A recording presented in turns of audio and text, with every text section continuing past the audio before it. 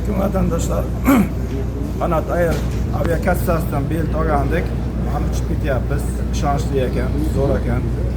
Qanot Air kompaniyasiga, xodimlariga, ishchilarga hammasiga kattadan katta rahmat. Qanot Air kompaniyasidan bilet oldik, yolg'on yo'q, yashiruv yo'q. Aviakompaniyasi zo'r. Внимание, за осуществление хулиганских действий на территории аэропорта kompaniyasida bilet olganmiz, ishonchli.